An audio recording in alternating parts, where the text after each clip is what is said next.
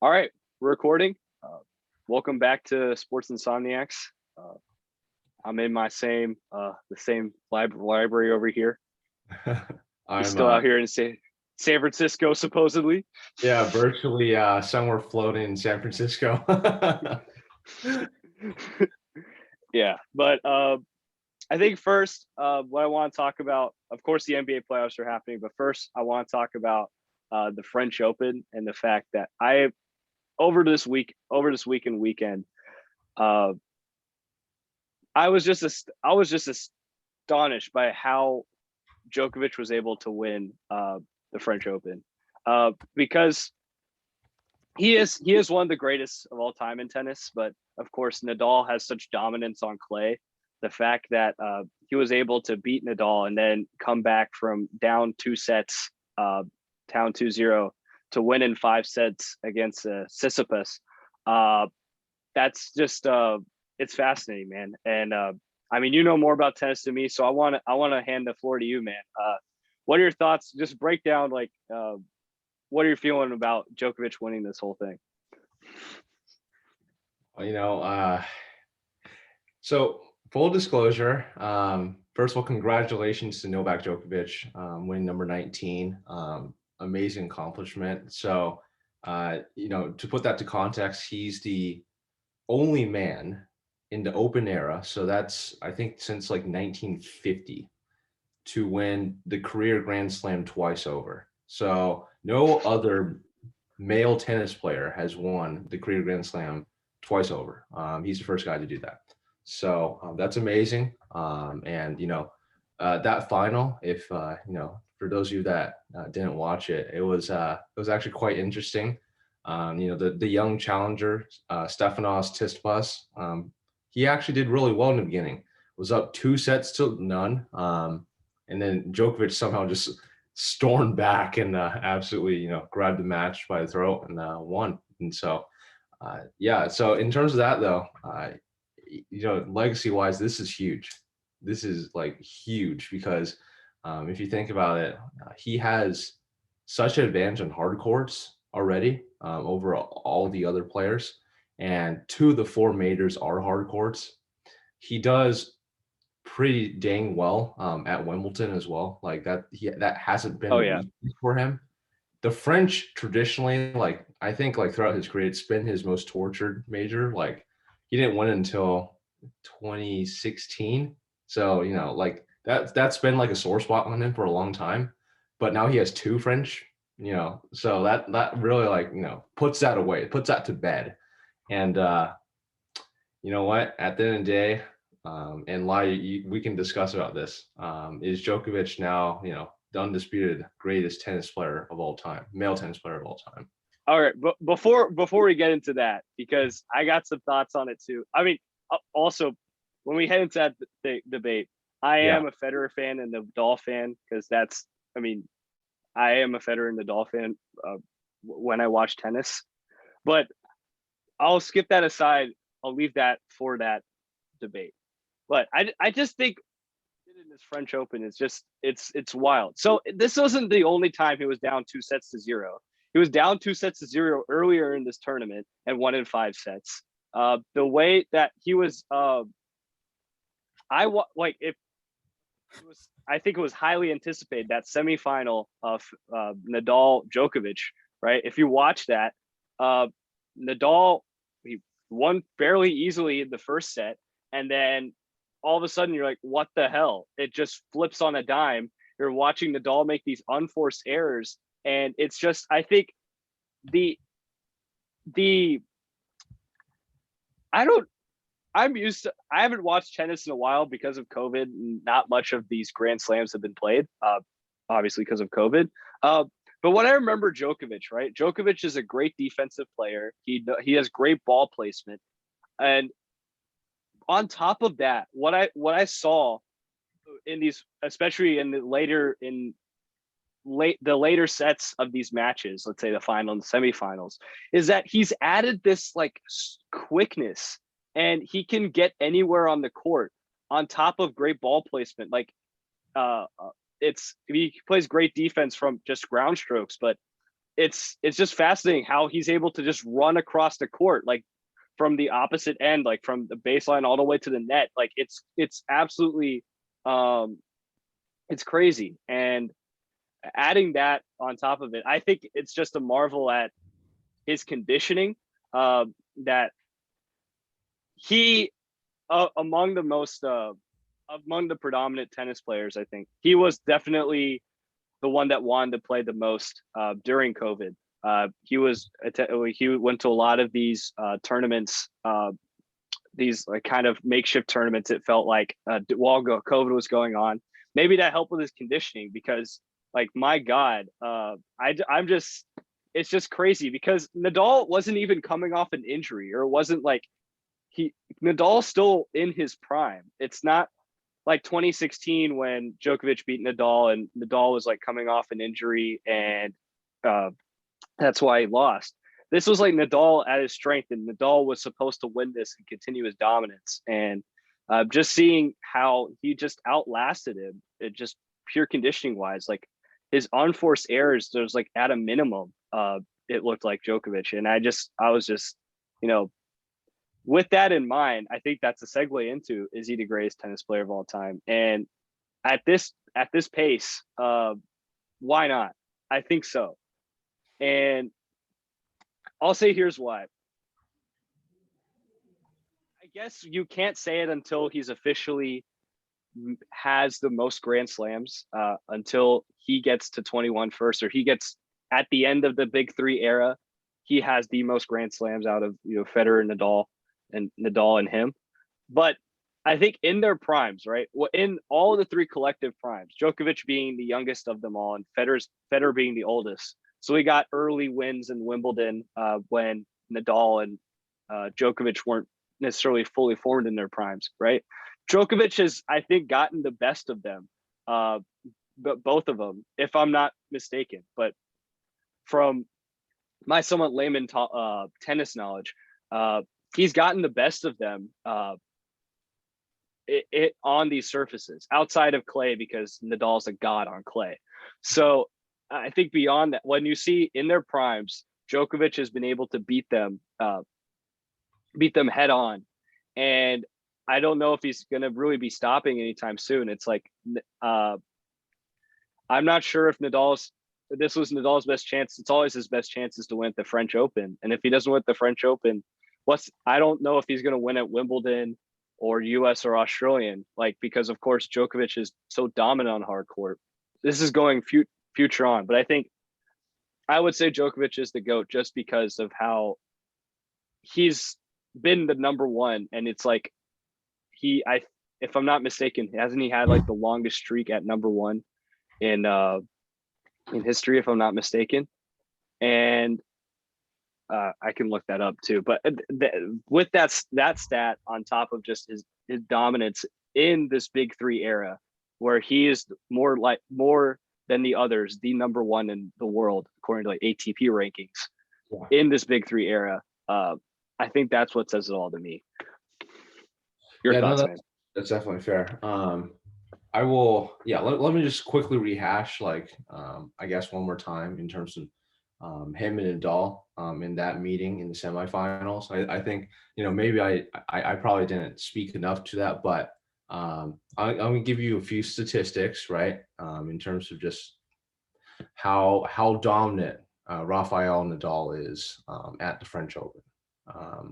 So, you know, in terms of his record at Roland Garros, he's been playing, I think, there since 2005. So that has been, what, 16 years, right? Something like that. His record there is 105-3. Okay, so in any other, so that doesn't count like withdrawals. I think he withdrawed either once, maybe twice because of injury. But record-wise, on the court, he's 105-3. 2 times he got beat by Djokovic, 1 time by Robin Söderling in 2009, in which Federer won his only French Open title. He is unbelievably good on at Roland Garros. It's literally really, really hard to beat him. And semifinals on. So semifinals and finals at Roland Garros in all his years he's played. If he reaches semifinals, he has never lost a match. So all the matches he's lost is outside and before the semifinals. So this is the first match that Nadal lost in a semifinal or later. He is, let's see, now 105-3 at Roland Garros. This is arguably the hardest achievement or challenge to conquer in all of tennis, as you can see statistically.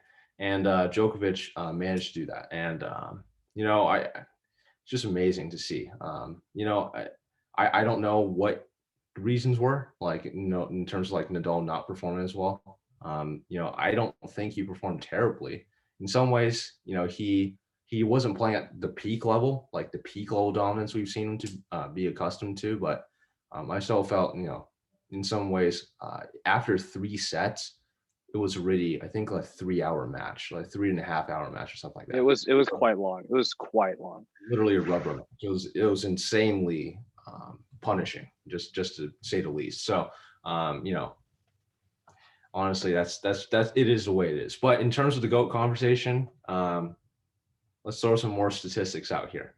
Djokovic, 19 Grand Slams. The other two guys ahead of him, Federer and Nadal, at 20.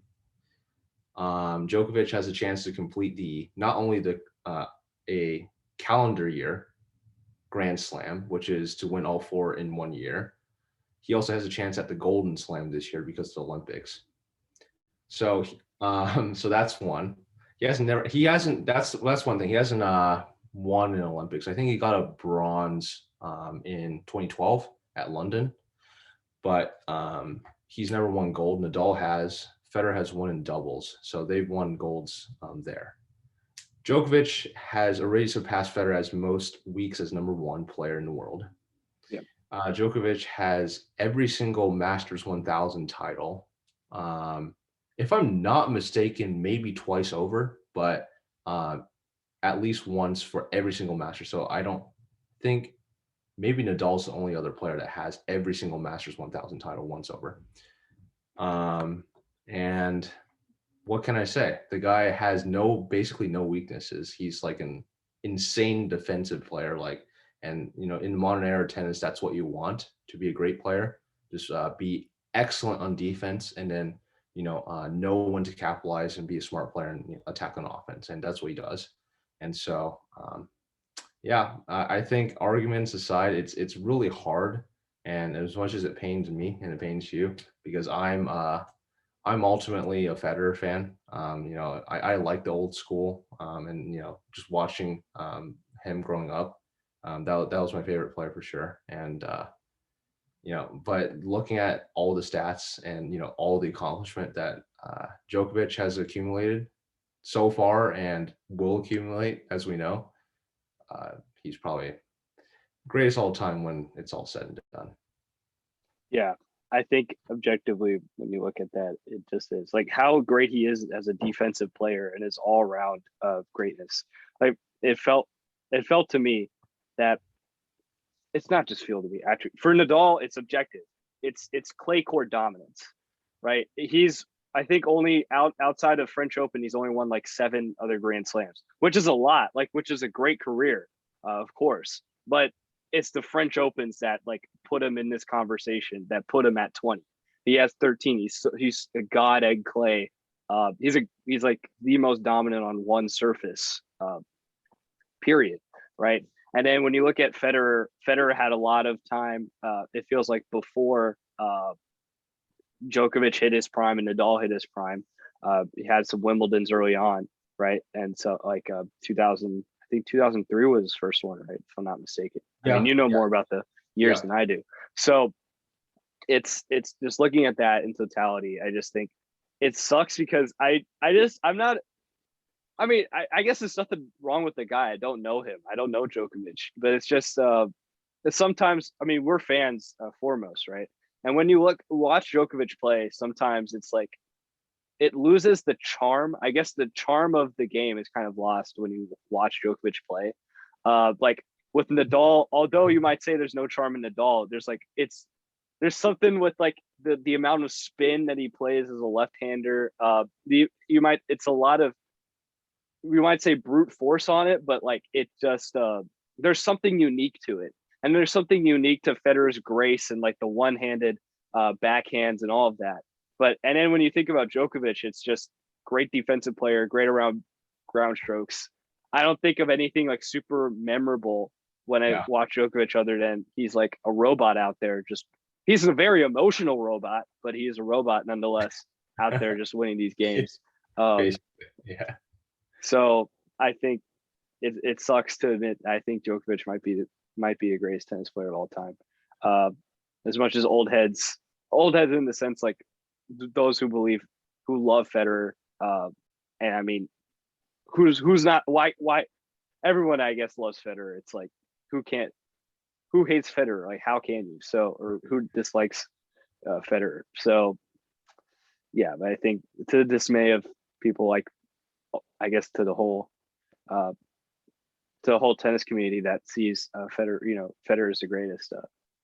I think it's kind of the stats tell, not just the stats, but I think in these the 2010s era, when I think about 2010s tennis, I just think it's just Djokovic is inevitable, right? Anytime sometimes I see Djokovic at one, or it's like Djokovic versus the other two of the big three, it's more likely than not I'm going into it thinking, yeah, Nadal's going to lose, or unless it's French, but yeah, Nadal's going to lose, or yeah, Federer's going to lose.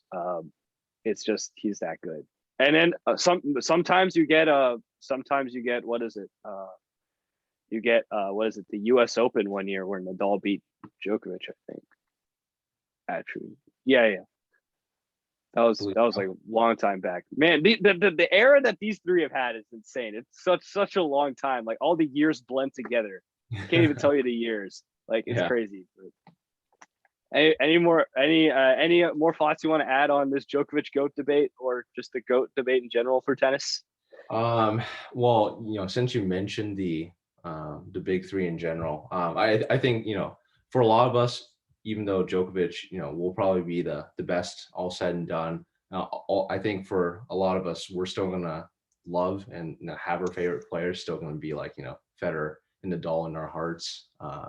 Those guys are just like different, one of a kind. But all three of these guys, they're unbelievable. To put this into kind of a context, I think I forget what year it was. Believe 2005, if I'm not wrong. 2005 is the last year that it wasn't like a complete dominance by big three. What I mean by that is, if I'm correct, since 2006, the Australian Open has never been contended by anyone else other than big three, outside of I think Stan Wawrinka. Yeah. Maybe I forget if Andy Murray got one, but that's basically Australian Open. Wimbledon has never been contended outside big three other than Andy Murray and Stan Wawrinka. The French has never been contended outside of Stan Wawrinka himself. And the U.S. Open, the only guys that broke through is one, Martin Del Potro in 2009, which ended Federer's 5-year U.S. Open streak, which is absolutely insane. Marian Cilic in 2014. And then you had Wawrinka in 2015. And then you finally have Dominic Thiem last year in 2020. Was it Nishikori in there too? No, he didn't win. He lost to Wawrinka, I think. Yeah, okay, gotcha. That was, yeah. And so every other Grand Slam, if you think about how many there were since 2006, have been won by these three guys. Three freaking people have won every single Grand Slam. And that's how good they are. We're never going to see any other era ever like this again in tennis. It's just it's a special treat, I guess, for some people. If they get tired of these guys, maybe it's like, why did we never see anyone else like be good, a la American tennis players? Like, what are you guys doing? But yeah, these three they're one of a kind. They're so amazing, and it's a treat to watch them for sure. So their winning percentage, their career record in singles is 82.7%, which is quite high. They have won 83% of the Grand Slam titles from 2003 Wimbledon up till now. They've won 83% of it, 59 of the 71. Yep. 59 of the 71 Count in them. an 18-year stretch. So there you go, man. There you go. That's great. It's something. I mean, I've been thinking about this when you're watching them play tennis, right? And but for example, let's say golf, right? You're thinking, oh well, Tiger's not there. You're gonna lose a bunch of golf fans, right? And then I guess at some point there might be a resurgence of you coming back to it. But without, let's say, guys like Tiger, golf is gone. I don't know, or relatively. I guess that's going to happen with tennis. I feel like when, let's say, these big three, they end up retiring, it's going to be a cycle of just like right now, Sisyphus is hot. Like before it was Murray, and then it was Wawrinka, and then now it's Medvedev. Like it goes cycles and cycles and cycles. Right. Of course, those are the underlying, other than the big three. During that whole stretch, the big three was there, but you're gonna get like, so you had, let's say, before this era, right? I guess Sampras was quite dominant. We had like Sampras and Agassi and Connors. It kind of like rotated. There wasn't like necessarily a dominant player. And before the big three, you might say, fine, that's okay. Tennis will still have its fans.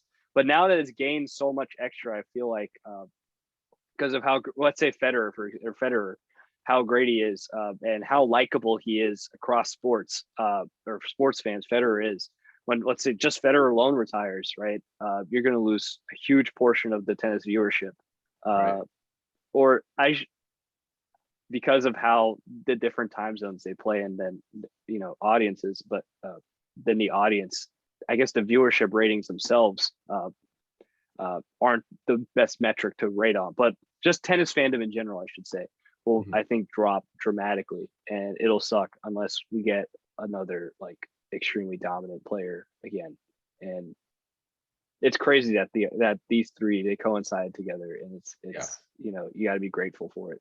Absolutely. The time we live. You also got to be cursed by it, because now we got to live in a world of tennis where these three aren't playing at some point. Yeah. Because we were born into this kind of. Hey, the two of us. you got to be grateful that you have had this great run. That you've seen this unfold, because Exactly. My life is a Patriots fan. That's my mentality. There you go. Born into it, kind of into this era, and it's gonna go away pretty soon. All right. Well, that I think caps up the tennis conversation. Unless we got Wimbledon coming up soon, man. It's right around the corner. Jeez. We'll definitely cover. We'll definitely preview and cover that when it hits. But yeah, anything else you want to add? Maybe do you want to add anything on the women's side too? Women's side, I mean, I was interested. So my apologies, I don't know her name, but she was an unseeded player, and she won the French Open. And congratulations to her. That's awesome. It's one of the funny things is that the WTA doesn't have like the mainstays that the men's side has. And for lack of a better worse, that could be great, because you're always seeing new faces. And also it could be like, when you used to have like Serena Williams, who used to win all the championships, and now she's getting older, and she's on her like back nine, on her last stretch. You're kind of seeing like what life is after, and that's like a preview what the men's side will kind of be like after the big three. It really depends. I feel like it's good because you're giving like more people opportunity to win, and to jumpstart their career to new heights. I feel like the winner of this French Open, she's definitely going to have a bright future for sure.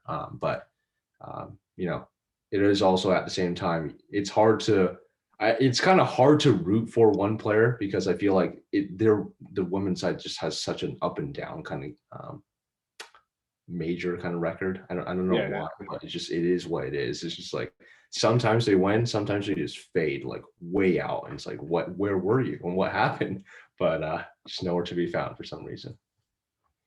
I guess in a way it feels like golf right now too at times. At times, Up yeah. and down, different players. Yeah. All right, so we'll come back for tennis when Wimbledon rolls around. But other than that, I think this is kind of an end on tennis. And Yep. yep.